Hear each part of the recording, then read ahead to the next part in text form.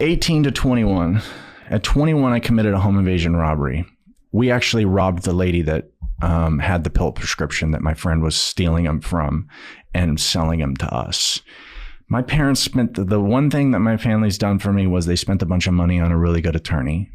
Being a white kid from Clovis and going into court with the best defense attorney, one of the best defense attorneys in the state of California, they were very lenient on me, gave me felony probation. I relapse, and over the next 2.5 years is when I get stabbed, SWAT team raids my apartment. I lose the apartment.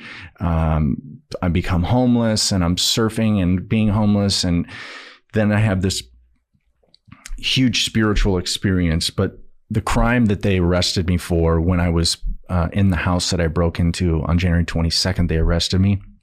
They violated my felony probation for the armed robbery that I committed in 2004, convicted of in 2005. So it's now January 22nd, 2007. And so the movement from there and then to prison was very quick because I was already on the books. Mm-hmm. So all they had to do was put me in front of a judge, violate my probation, and decide how long I was going to go serve according to what I was sentenced to and the prison lid that I had, basically exposure to prison I had according to my sentencing. Mm-hmm. So they gave me 4.5 years.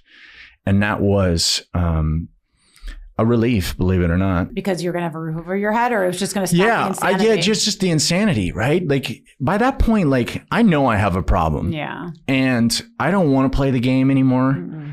It's not fun. It hasn't been fun. It's been a nightmare.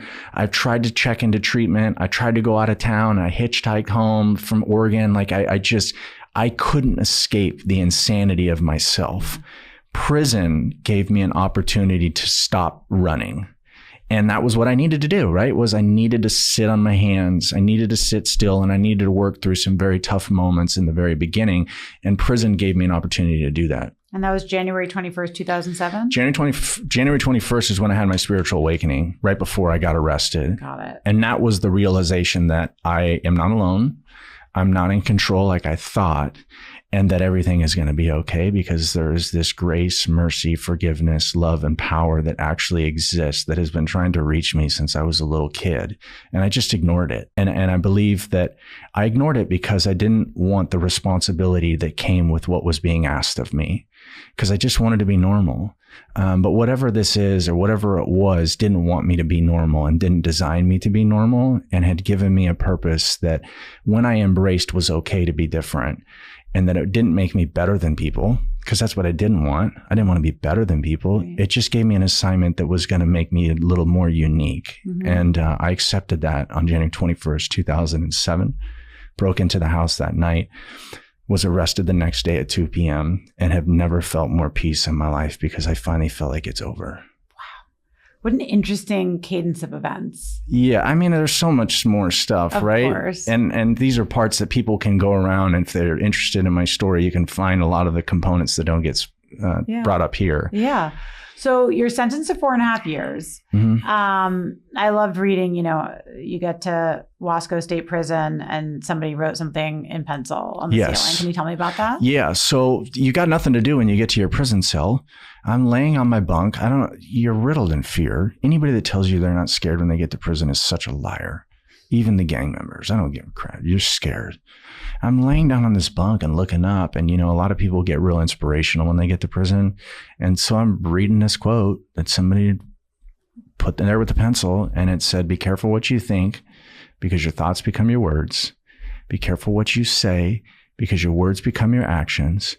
Be careful what you do, because your actions become your habits. Your habits become your character, and your character becomes your destiny." I tell people the spiritual experience is why I think this quote actually did something for me.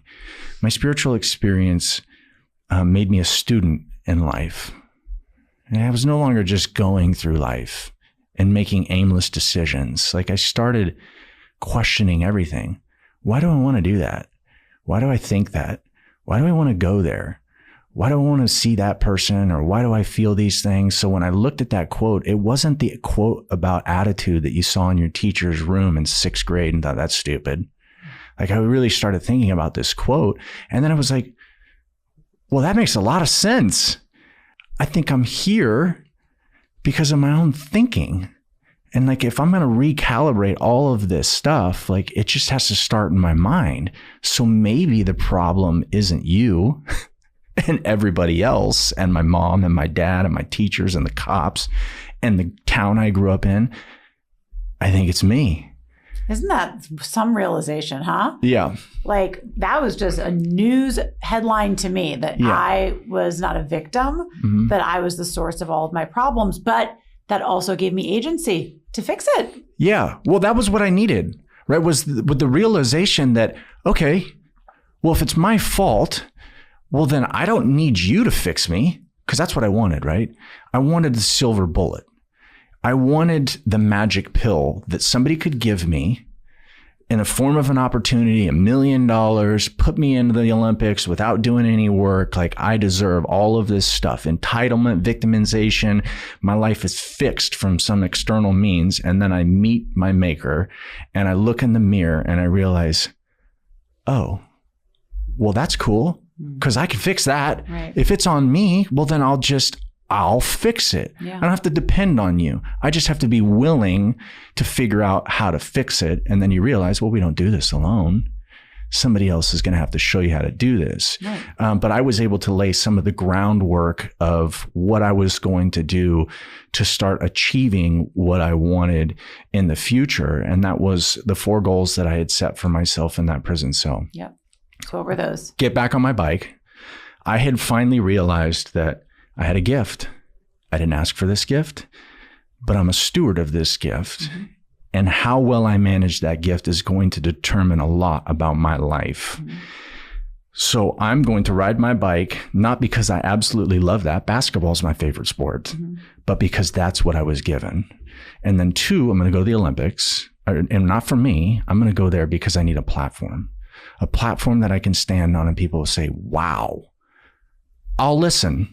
3rd, I'm going to use my gift to help others. So I'm going to start a nonprofit organization called the Freewheel Project that uses action sports. Moses had a stick. Aaron had his speech. I had a bike. And my bike was my shtick.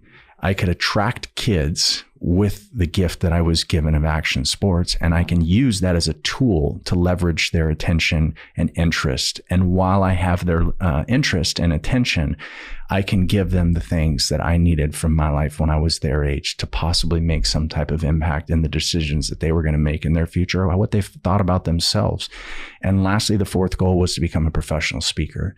And that was to change people's minds about what it was like to be me, help people understand that mental health and addiction are directly connected, and that vulnerability, without it, there is no actual connection.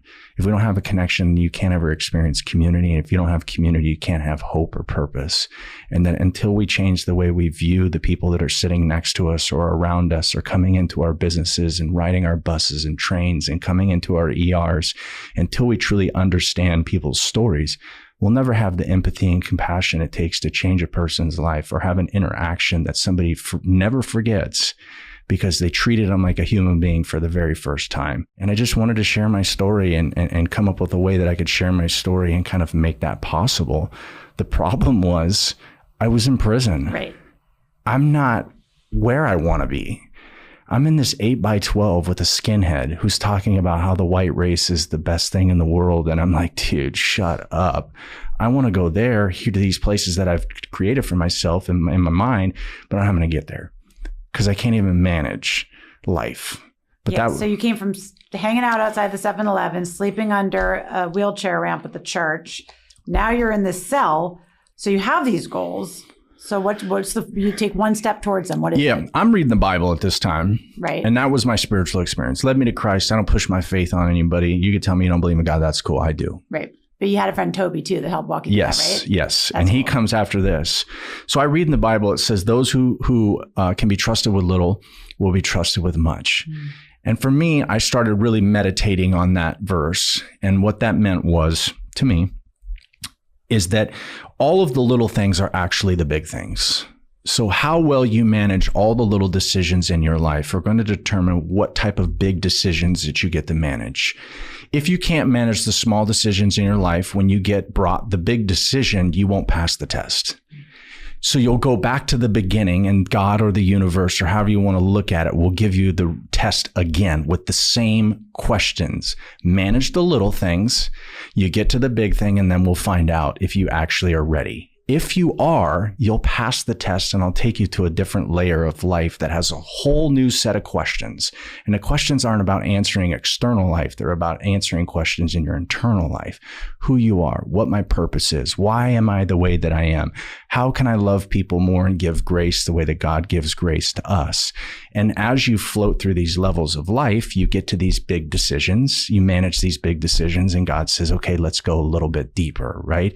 And so I started to realize I can't even brush my teeth. If he's going to give me the Olympics, then I need to prove to him that I can manage something like brushing my teeth.